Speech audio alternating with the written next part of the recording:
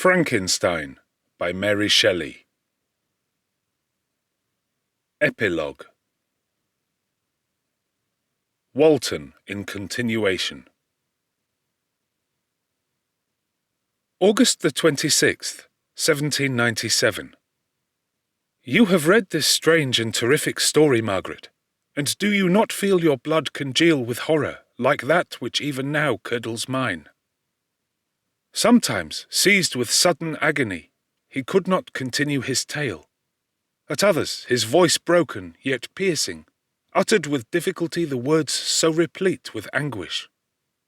His fine and lovely eyes were now lighted up with indignation, now subdued to downcast sorrow and quenched in infinite wretchedness.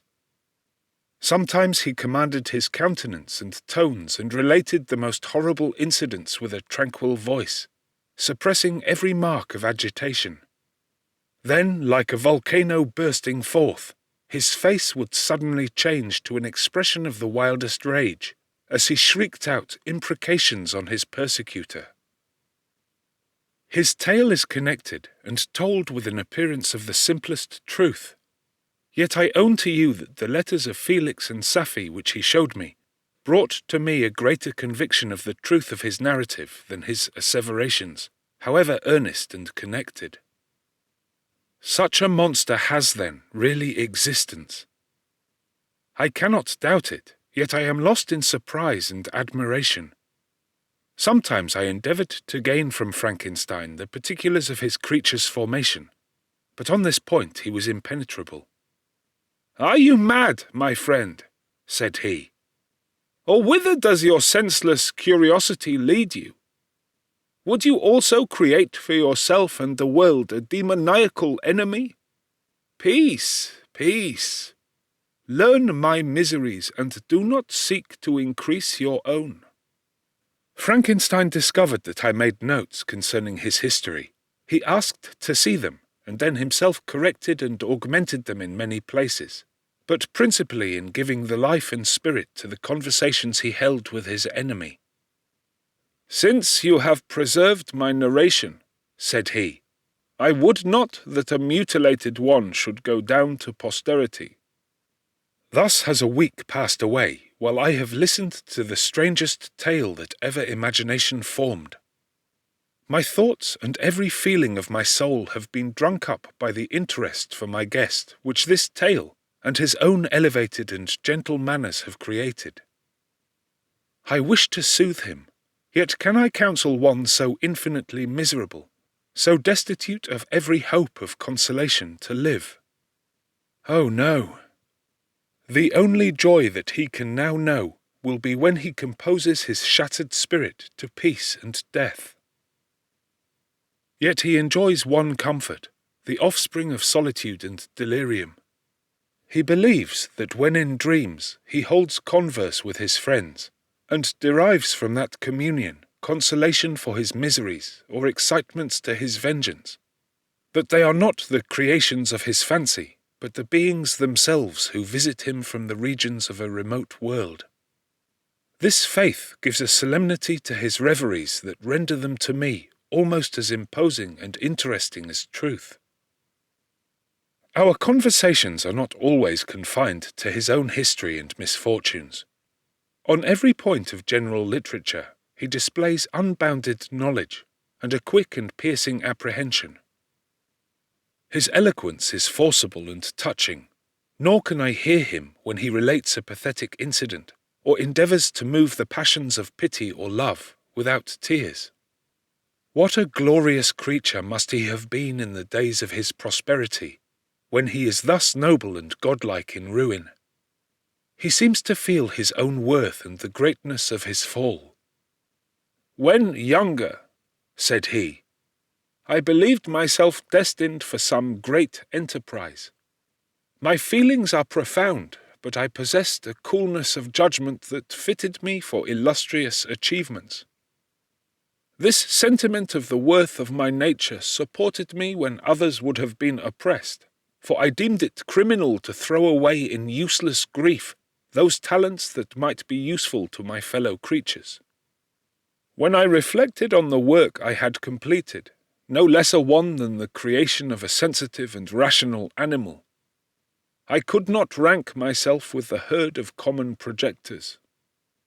But this thought, which supported me in the commencement of my career, now serves only to plunge me lower in the dust.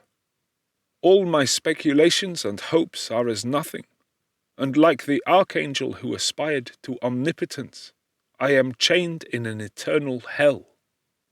My imagination was vivid, yet my powers of analysis and application were intense. By the union of these qualities, I conceived the idea and executed the creation of a man.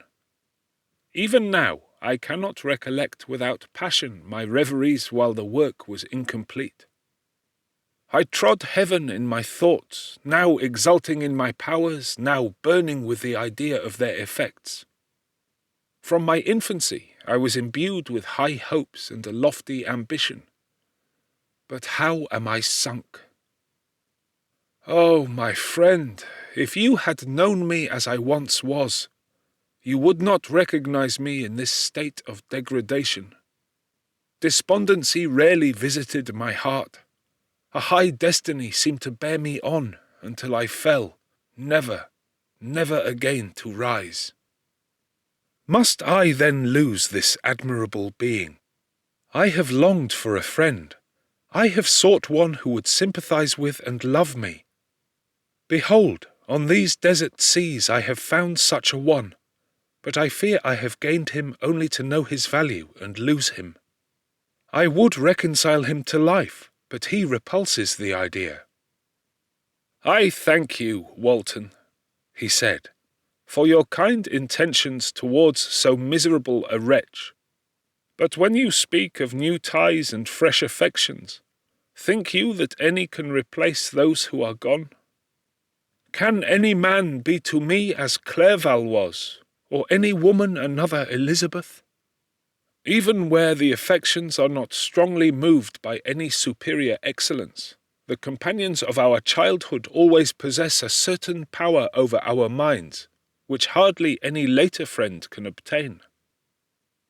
They know our infantine dispositions, which, however they may be afterwards modified, are never eradicated, and they can judge of our actions with more certain conclusions as to the integrity of our motives.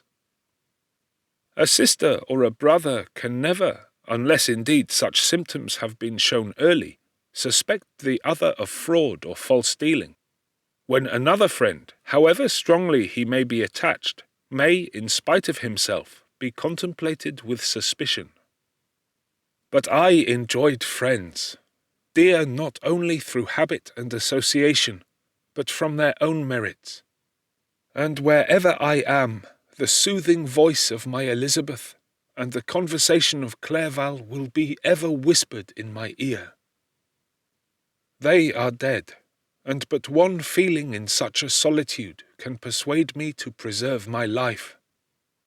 If I were engaged in any high undertaking or design, fraught with extensive utility to my fellow creatures, then could I live to fulfill it.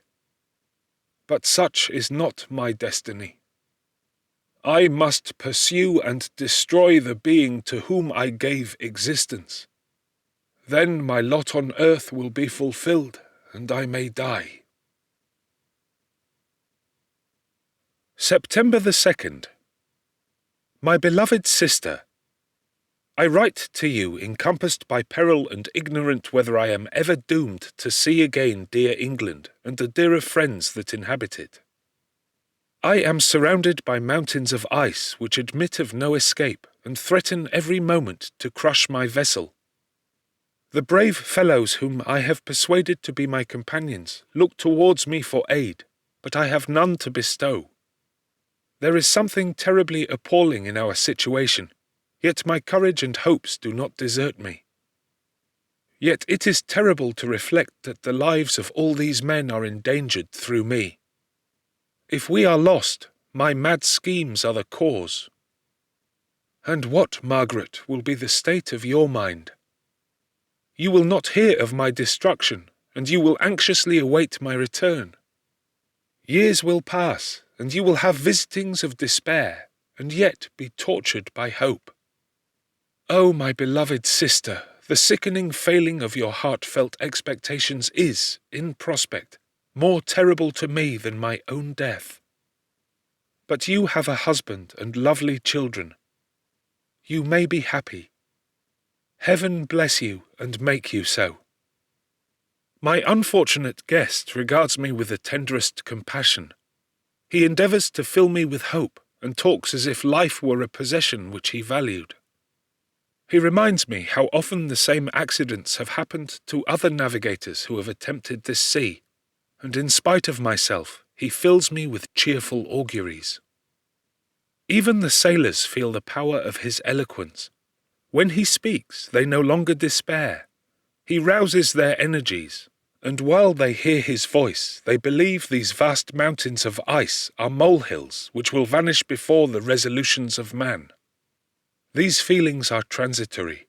Each day of expectation delayed fills them with fear, and I almost dread a mutiny caused by this despair.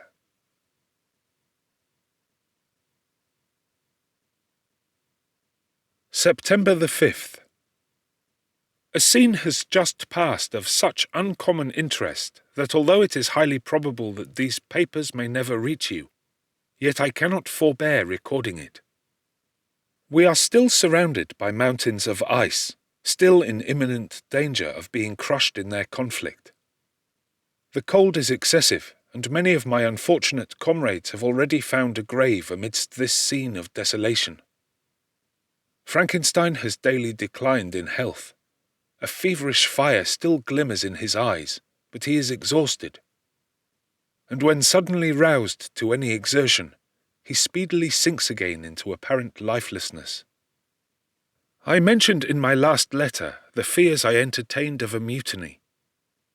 This morning, as I sat watching the wan countenance of my friend, his eyes half closed and his limbs hanging listlessly, I was roused by half a dozen of the sailors who demanded admission into the cabin. They entered, and their leader addressed me. He told me that he and his companions had been chosen by the other sailors to come in deputation to me to make me a requisition which, in justice, I could not refuse. We were immured in ice, and should probably never escape, but they feared that if, as was possible, the ice should dissipate and a free passage be opened, I should be rash enough to continue my voyage and lead them into fresh dangers, after they might happily have surmounted this. They insisted, therefore, that I should engage with a solemn promise that if the vessel should be freed, I would instantly direct my course southwards. This speech troubled me. I had not despaired, nor had I yet conceived the idea of returning if set free. Yet could I in justice, or even in possibility, refuse this demand? I hesitated before I answered, when Frankenstein, who had at first been silent and indeed appeared hardly to have force enough to attend, now roused himself. His eyes sparkled, and his cheeks flushed with momentary vigour. Turning towards the men, he said, "What do you mean? What do you demand of your captain? Are you then so easily turned from your design? Did you not call this a glorious expedition? And wherefore was it glorious? Not because the way was smooth and placid as a southern sea, but because it was full of dangers and terror, because at every new incident your fortitude was to be called forth and your courage exhibited, because danger and death surrounded it, and these you were to brave and overcome. For this was it a glorious, for this was it an honourable undertaking.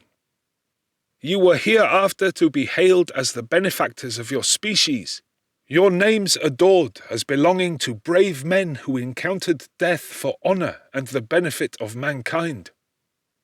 And now, behold, with the first imagination of danger, or if you will, the first mighty and terrific trial of your courage, you shrink away and are content to be handed down as men who had not strength enough to endure cold and peril.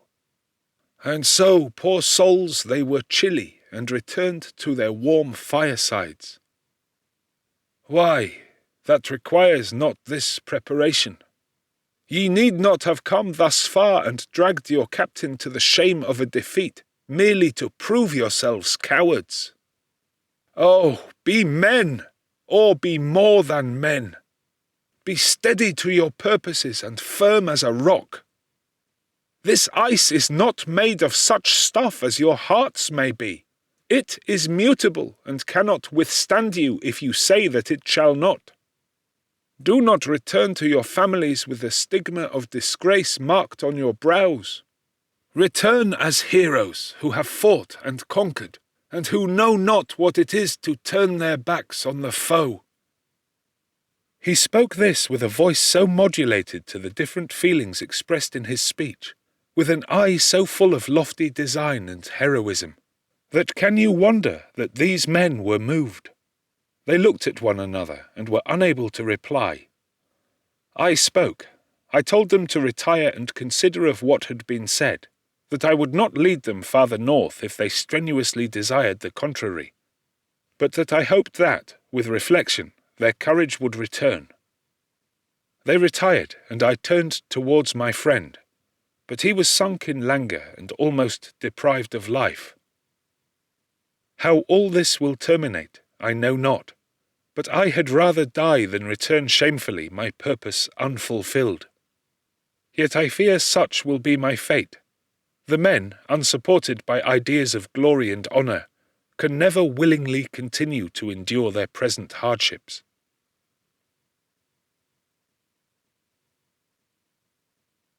September the 7th. The die is cast. I have consented to return if we are not destroyed. Thus are my hopes blasted by cowardice and indecision. I come back ignorant and disappointed.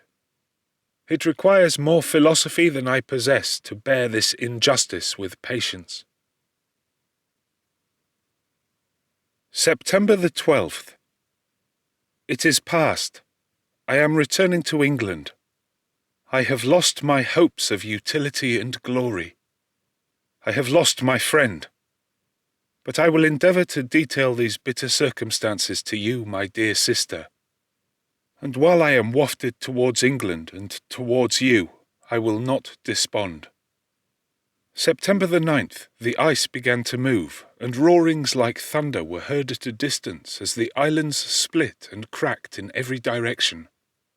We were in the most imminent peril, but as we could only remain passive, my chief attention was occupied by my unfortunate guest, whose illness increased in such a degree that he was entirely confined to his bed. The ice cracked behind us and was driven with force towards the north. A breeze sprang from the west, and on the 11th the passage towards the south became perfectly free. When the sailors saw this, and that their return to their native country was apparently assured, a shout of tumultuous joy broke from them, loud and long continued. Frankenstein, who was dozing, awoke and asked the cause of the tumult. "They shout," I said, "because they will soon return to England." "Do you, then, really return?" "Alas, yes. I cannot withstand their demands. I cannot lead them unwillingly to danger, and I must return." "Do so if you will, but I will not. You may give up your purpose, but mine is assigned to me by heaven, and I dare not. I am weak, but surely the spirits who assist my vengeance will endow me with sufficient strength." Saying this, he endeavoured to spring from the bed, but the exertion was too great for him. He fell back and fainted. It was long before he was restored, and I often thought that life was entirely extinct. At length he opened his eyes. He breathed with difficulty and was unable to speak. The surgeon gave him a composing draught and ordered us to leave him undisturbed. In the meantime, he told me that my friend had certainly not many hours to live. His sentence was pronounced, and I could only grieve and be patient. I sat by his bed, watching him. His eyes were closed, and I thought he slept. But presently he called to me in a feeble voice. and bidding me come near, said, "Alas! The strength I relied on is gone. I feel that I shall soon die, and he, my enemy and persecutor, may still be in being. Think not, Walton, that in the last moments of my existence I feel that burning hatred and ardent desire of revenge I once expressed. But I feel myself justified in desiring the death of my adversary. During these last days, I have been occupied in examining my past conduct, nor do I find it blamable. In a fit of enthusiastic madness, I created a rational creature and was bound towards him to assure, as far as was in my power, his happiness and well-being. This was my duty. But there was another still paramount to that. My duties towards the beings of my own species had greater claims to my attention, because they included a greater proportion of happiness or misery. Urged by this view, I refused, and did right in refusing, to create a companion for the first creature. He showed unparalleled malignity and selfishness in evil. He destroyed my friends. He devoted to destruction beings who possessed exquisite sensations, happiness, and wisdom. Nor do I know where this thirst for vengeance may end. Miserable himself that he may render no other wretched, he ought to die. The task of his destruction was mine, but I have failed. When actuated by selfish and vicious motives, I asked you to undertake my unfinished work, and I renew this request now, when I am only induced by reason and virtue. Yet I cannot ask you to renounce your country and friends to fulfill this task.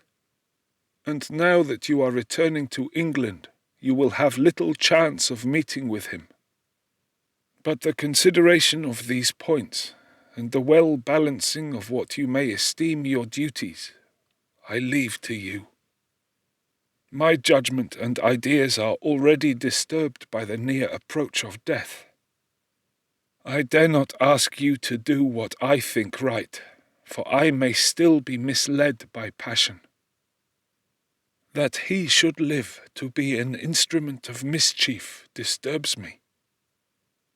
In other respects, this hour when I momentarily expect my release is the only happy one which I have enjoyed for several years.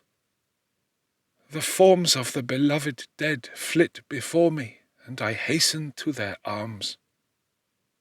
Farewell, Walton. Seek happiness in tranquillity and avoid ambition, even if it be only the apparently innocent one of distinguishing yourself in science and discoveries. Yet why do I say this? I have myself been blasted in these hopes, yet another may succeed. His voice became fainter as he spoke, and at length, exhausted by his effort, he sank into silence. About half an hour afterwards he attempted again to speak, but was unable. He pressed my hand feebly, and his eyes closed forever, while the irradiation of a gentle smile passed away from his lips. Margaret, what comment can I make on the untimely extinction of this glorious spirit? What can I say that will enable you to understand the depth of my sorrow? All that I should express would be inadequate and feeble. My tears flow, my mind is overshadowed by a cloud of disappointment. But I journey towards England, and I may there find consolation. I am interrupted. What do these sounds portend? It is midnight, the breeze blows fairly, and the watch on deck scarcely stir. Again there is a sound as of a human voice, but hoarser. It comes from the cabin where the remains of Frankenstein still lie. I must arise and examine. Good night, my sister. Great God, what a scene has just taken place! I am yet dizzy with the remembrance of it. I hardly know whether I shall have the power to detail it, yet the tale which I have recorded would be incomplete without this final and wonderful catastrophe. I entered the cabin where lay the remains of my ill-fated and admirable friend. Over him hung a form which I cannot find words to describe. Gigantic in stature, yet uncouth and distorted in its proportions. As he hung over the coffin, his face was concealed by long locks of ragged hair. But one vast hand was extended, in colour and apparent texture like that of a mummy. When he heard the sound of my approach, he ceased to utter exclamations of grief and horror, and sprung towards the window. Never did I behold a vision so horrible as his face, of such loathsome yet appalling hideousness. I shut my eyes involuntarily, and endeavoured to recollect what were my duties with regard to this destroyer. I called on him to stay. He paused, looking on me with wonder, and again turning towards the lifeless form of his creator, he seemed to forget my presence, and every feature and gesture seemed instigated by the wildest rage of some uncontrollable passion. "That is also my victim," he exclaimed. "In his murder my crimes are consummated. The miserable series of my being is wound to its close. O Frankenstein, generous and self-devoted being, what does it avail that I now ask thee to pardon me? I, who irretrievably destroyed thee by destroying all thou lovedst. Alas, he is cold, he cannot answer me."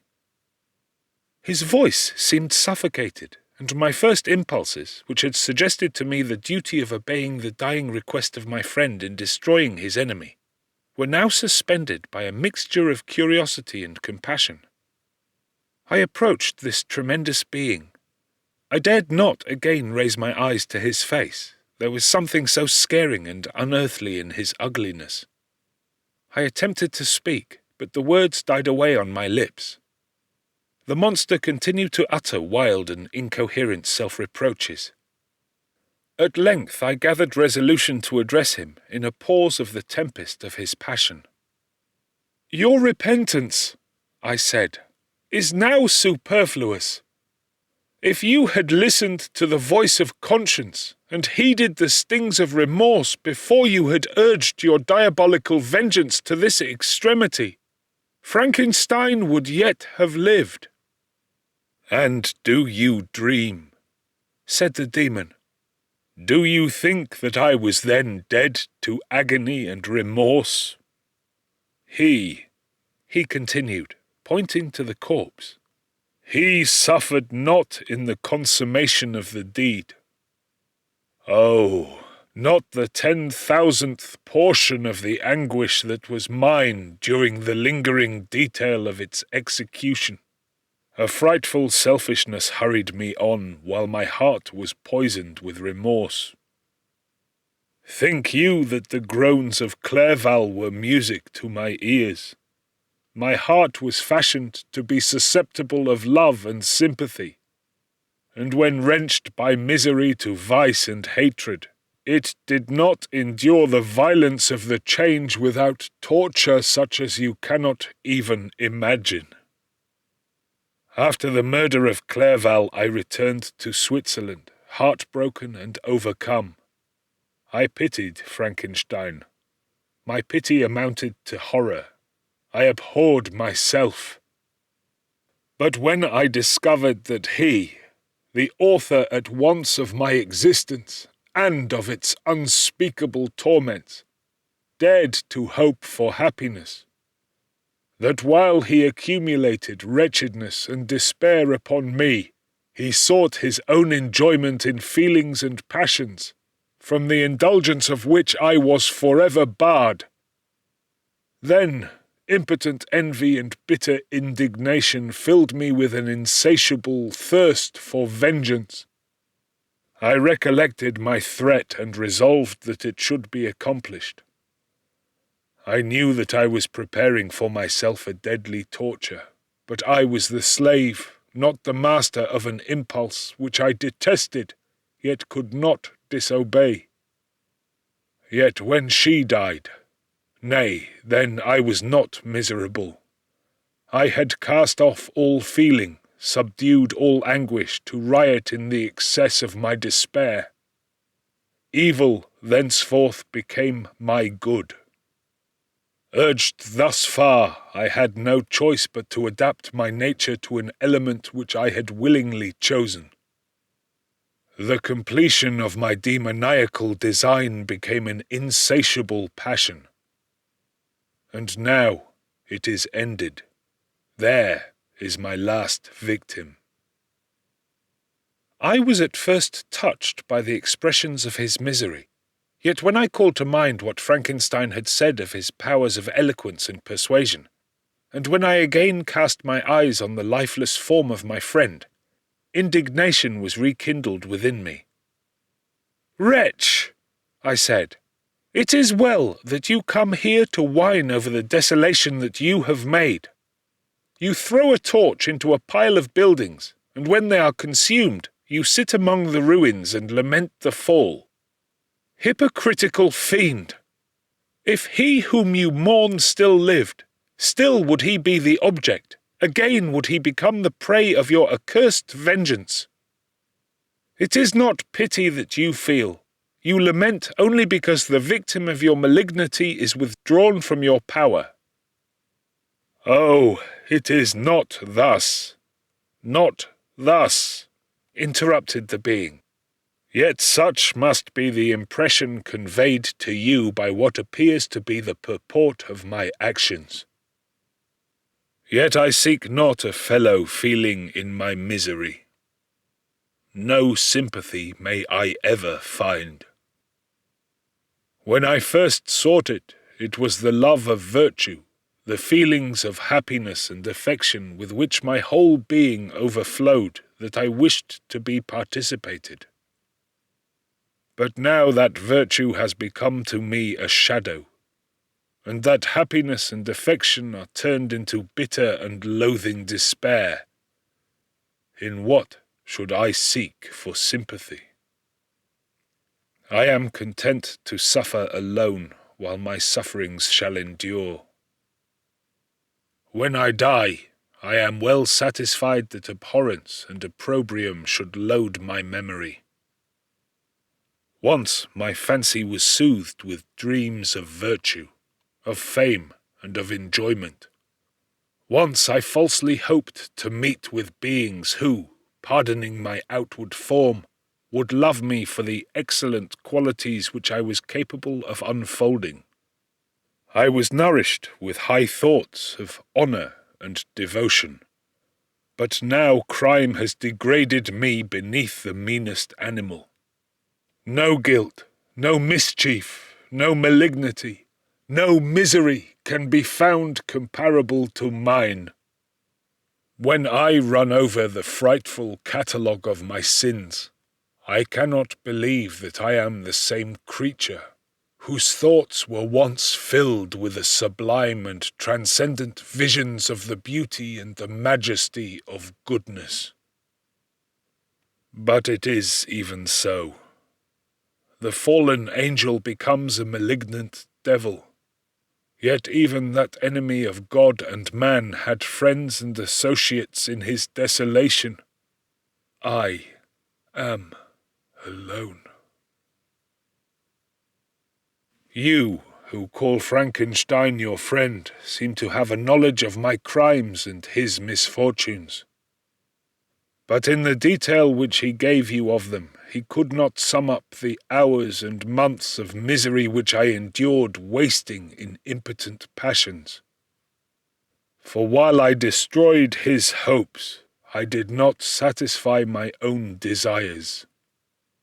They were forever ardent and craving, Still I desired love and fellowship, and I was still spurned.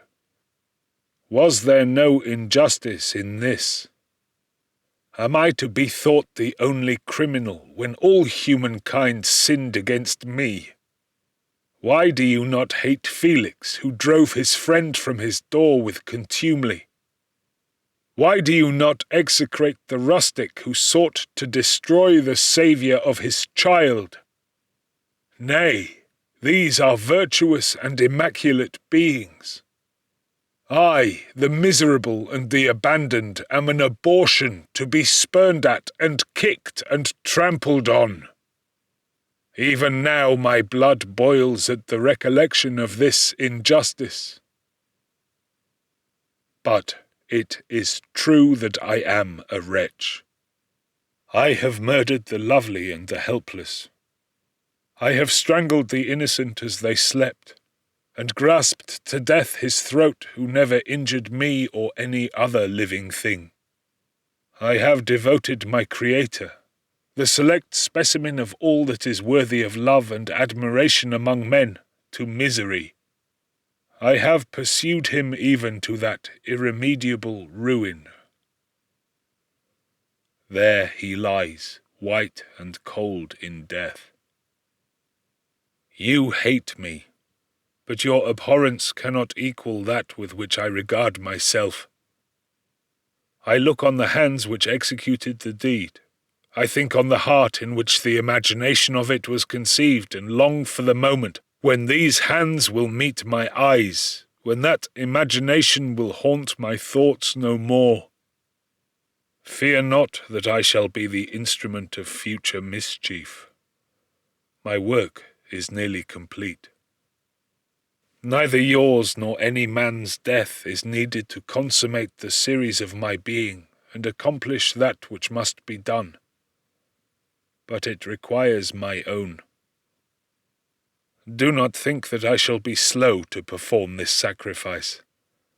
I shall quit your vessel on the ice raft which brought me thither, and shall seek the most northerly extremity of the globe. I shall collect my funeral pile, and consume to ashes this miserable frame, that its remains may afford no light to any curious and unhallowed wretch who would create such another as I have been. I shall die. I shall no longer feel the agonies which now consume me, or be the prey of feelings unsatisfied yet unquenched. He is dead who called me into being, and when I shall be no more, the very remembrance of us both will speedily vanish. I shall no longer see the sun or stars, or feel the winds play on my cheeks. Light, feeling, and sense will pass away, and in this condition must I find my happiness. Some years ago, when the images which this world affords first opened upon me, when I felt the cheering warmth of summer, and heard the rustling of the leaves and the warbling of the birds, and these were all to me, I should have wept to die. Now it is my only consolation. Polluted by crimes and torn by the bitterest remorse, where can I find rest but in death? Farewell. I leave you, and in you the last of humankind whom these eyes will ever behold. Farewell, Frankenstein. If thou wert yet alive, and yet cherished a desire of revenge against me, it would be better satiated in my life than in my destruction. But it was not so. Thou didst seek my extinction, that I might not cause greater wretchedness. And if yet, in some mode unknown to me, thou hadst not ceased to think and feel, thou wouldst not desire against me a vengeance greater than that which I feel. Blasted as thou wert, my agony was still superior to thine. For the bitter sting of remorse will not cease to rankle in my wounds until death shall close them forever.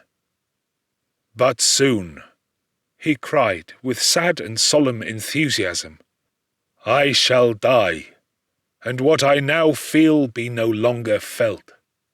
Soon these burning miseries will be extinct. I shall ascend my funeral pile triumphantly, and exult in the agony of the torturing flames. The light of that conflagration will fade away. My ashes will be swept into the sea by the winds. My spirit will sleep in peace.